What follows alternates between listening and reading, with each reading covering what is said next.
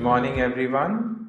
This is Dr. Apoorv Grover, Director and Senior Consultant in Vitreo Retina and Uveitis at Vision Eye Center. And today we will be discussing the topic of intravitreal eye injections with a primary focus on anti-VEGF injections or anti-vascular endothelial growth factor injections. Now we will start our talk with why do we need intravitreal injections in the first place. Now, the advantage of intravitreal eye injections is that they deliver drugs in the desired concentration directly into the space at the back of the eye, into the vitreous cavity or the vitreous jelly of the eye, and this helps the drug reach the posterior or the part at the back of the eye and deliver drugs at the back of the eye to the retina, uvea, choroid, and other places where our eye drops do not reach. And hence, we need these injections to deliver the drugs into the back of the eye. Now, we will talk about what are the type of intravitreal injections that are commonly used. Now, the most commonly used drugs intravitreally are, of course, anti-VEGF injections, and we'll be discussing these in detail. Now, they are given for a wide variety of vascular disorders of the retina, which may include age-related macular degeneration, diabetic retinopathy, certain vascular occlusions, and they help reduce the leakage from the blood vessels in the back of the eye, and they also help to cause regression of abnormal new vessels that develop at the back of the eye in these conditions. We will discuss this in detail later. Now, other than anti-VEGF injections, we have certain steroid injections that are given in the eye. These may be in the form of a dexamethasone implant, which slowly release the steroid drug into the back of the eye, or the drug may be given as a bolus dose, which is commonly given in the form of a triamcinolone injection. Triamcinolone is a steroid drug. Now, these steroid injections are useful in certain non-infectious inflammatory diseases of the eye called uveitis, and they may also be used in chronic vascular conditions such as diabetic retinopathy and retinal vein occlusion, where the anti-VEGF drugs do not work well. However, there is a disadvantage to these injections. The steroid injections may carry the risk of progression of cataract, or they may cause an increase in intraocular pressure, and hence they're used as second-line drugs to antivascular endothelial growth factor injections in these conditions. Now, another category of drugs in the eye intravitreally which are given includes intravitreal antibiotics. And these antibiotics may need to be given in a severe infective disease of the eye when an infection develops in the jelly of the eye, affecting the retina, vitreous cavity. And in that case, these drugs in antibiotic injections, so as to kill these microbes infecting the eye, they have to be given intravitreally. Now we will be discussing intravitreal injections, anti-VEGF injections in more detail, why we need to give anti-VEGF injections and how do they act. Now, these anti-VEGF injections are the most commonly used eye injections for a variety of retinal vascular disorders such as diabetic retinopathy, retinal vein occlusion, age-related macular degeneration, retinopathy of prematurity, which develops in prematurely born infants. Now, how these diseases affect the eye, we have to understand first. Now, these diseases, they disrupt the normal vascular supply of the eye. And this leads to an ischemia of the retina or the layer choroid behind it, which is the vascular layer behind the retina. Now, retina is the neurosensory tissue at the back of the eye where the image forms. Now, once the normal blood supply of these tissues is disrupted, it results in hypoxia or ischemia of these tissues. And this results in upregulation of a cytokine or a factor called a vascular endothelial growth factor. Vascular endothelial growth factor then increases to abnormal levels in these patients, and this leads to abnormal new vessel formation. These new vessels are often friable, which may and they leak and bleed into the retina, or they may bleed behind the retina, eventually leading to scar tissue formation and loss of vision in these patients.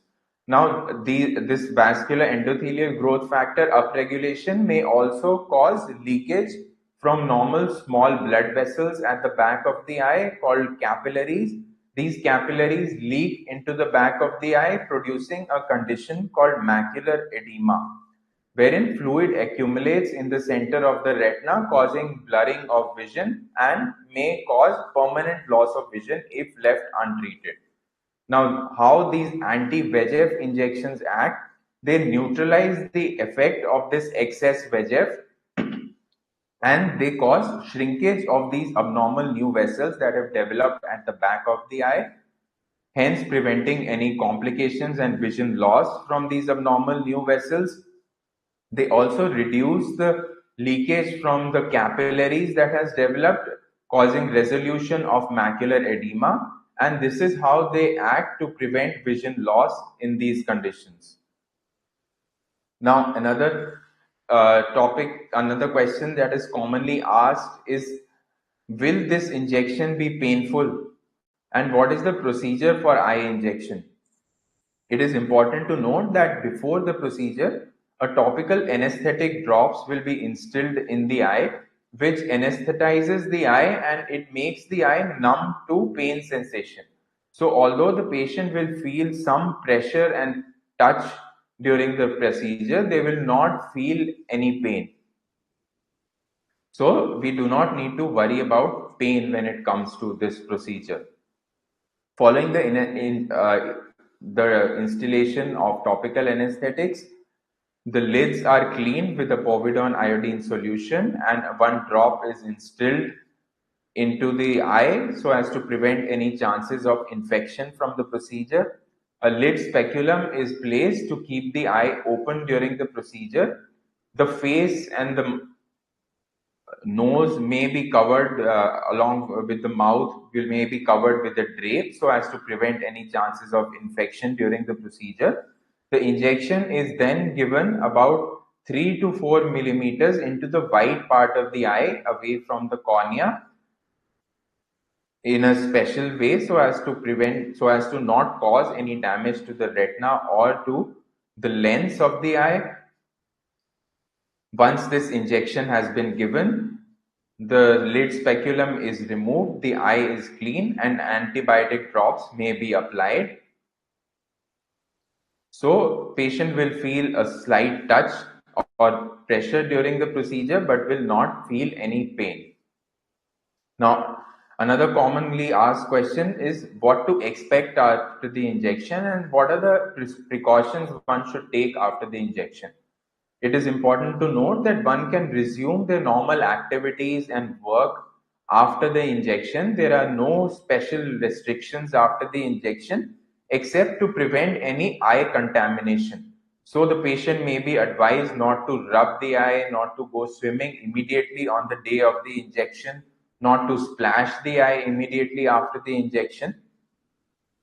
And also, following the injection, the patient may experience certain transient or temporary symptoms, which will gradually improve over the next hours to days following the injections.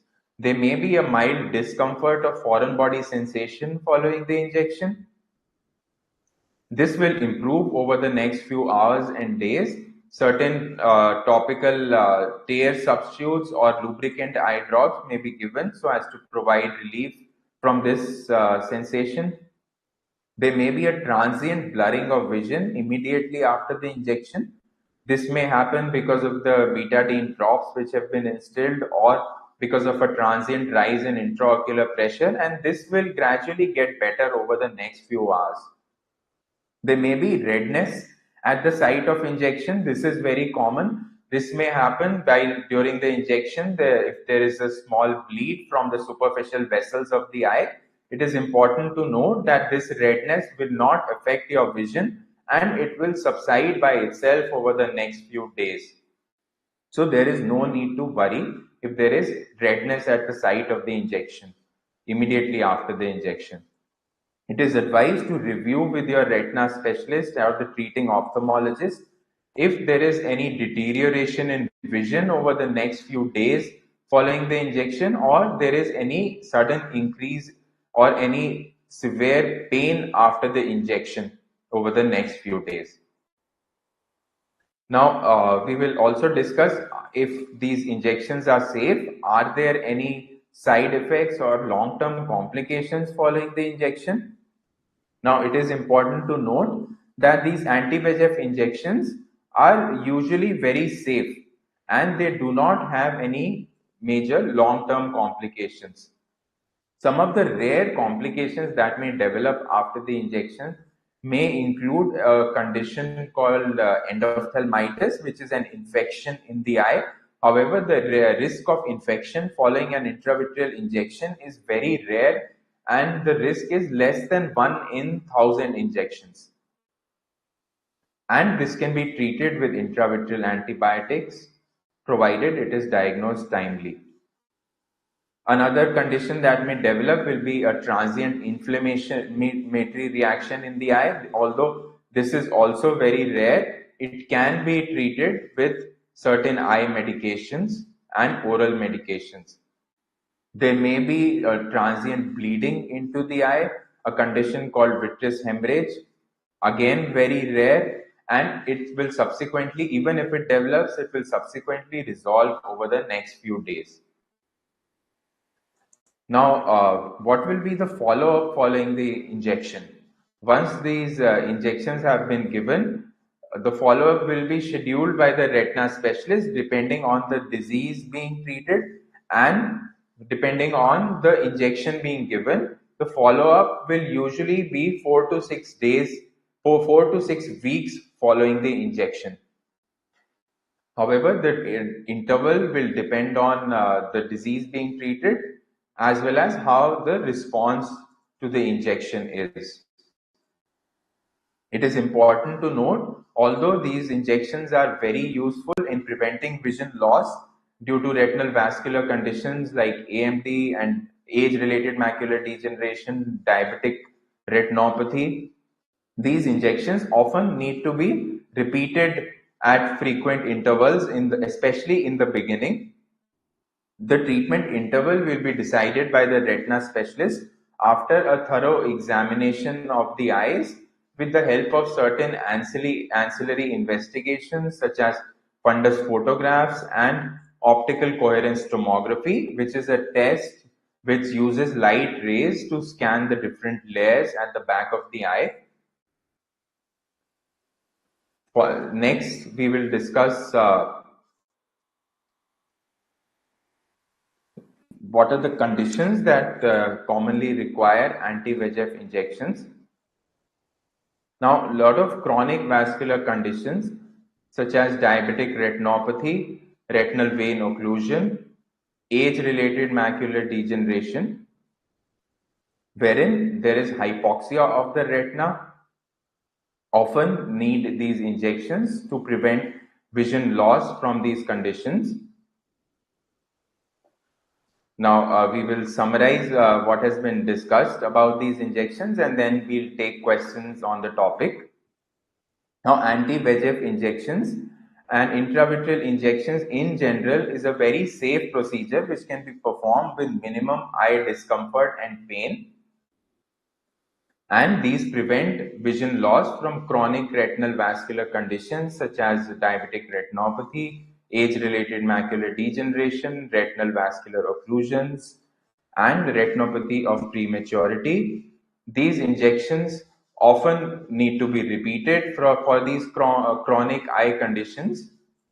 However, there is a lot of latest research going on in this field and which is working on newer eye injections and newer treatment modalities which will provide the effect for a longer duration, and these doses will have to be given at less frequent intervals. Over time, once the disease has been controlled, it is seen that the number of injections required comes down and the interval between doses can be increased.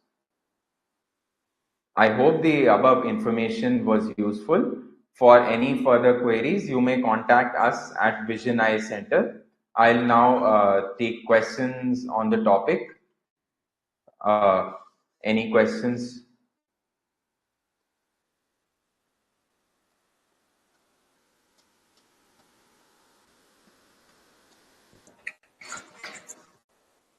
So we have a question here. Yeah. Are there any lifestyle changes or precautions that should be considered while receiving these injections?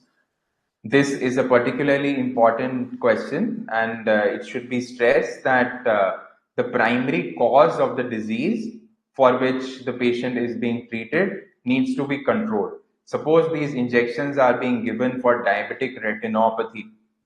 It is important that apart from taking these injections in the eye, it is important that diabetes is controlled very well, and this will help injections act better and also to control the disease in the eye and also in the body.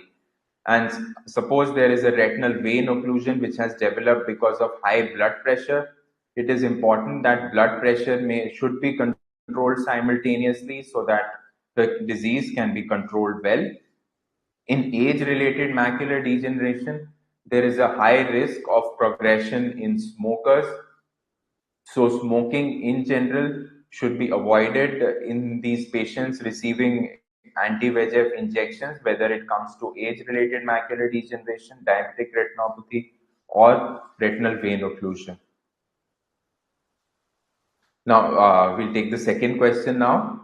How long will I need to continue anti-VEGF injections? And is there an endpoint to the treatment? Now, yes, this is again a very important question. And a lot of patients worry about how long they will need to continue these injections. Now, it is important to note that although they may need frequent injections in the beginning, initially, often these diseases need monthly injections for 2 to 3 months. However, over time, once the disease has been controlled, the interval between injections can be increased. So after initial monthly doses, they may require an injection once in 2 months, once in 3 months, or it may even be extended further if the disease is well controlled. Unfortunately, there is no end point to the treatment when we can certainly say that injections will no longer be needed. As long as we feel that we can preserve the vision and prevent any further damage from the disease, the injections may need to be repeated as and when required on the basis of the examination findings. However, as I mentioned before, there is a lot of newer research going on in this field, and in the future, we will have newer injections which can act for a longer duration of time and may require retreatment after a longer duration. But there is no end point, and the injection may need to be given for a long period of time. Now, another question is, what are the alternatives to anti-VEGF injections for my eye condition? Now, in certain cases of chronic macular edema, where there is a swelling at the back of the eye, secondary to diabetic retinopathy, retinal vein occlusion, where we feel that anti-VEGF injections are not working well. As I mentioned, there are certain steroid injections or steroid implants which can be given, and they may work well in these conditions. However, they are used often as second line treatment only because there may be a risk of rise in intraocular pressure following the steroid injection or progression of cataract. It is important to note that these injections are often the only treatment for macular edema in certain cases, and other treatments will not work. So it is important for the patient to take regular follow-up and continue the treatment so as to prevent any permanent vision loss. Once a permanent vision loss has developed, then these injections may not help. So timely administration of injection is important. Now, another question is, can I drive or resume my regular activities after getting an intravitreal injection? Yes, all activities, all regular activities can be resumed. There is no major restriction following an intravitreal injection. However, just immediately after the injection, on the day of the injection, we advise the patients to prevent any eye contamination, to avoid rubbing the eyes, to avoid splashing the eyes with water. However, following the following days, the patient can resume the normal activities and there is no restriction when it comes to driving or resuming their normal work.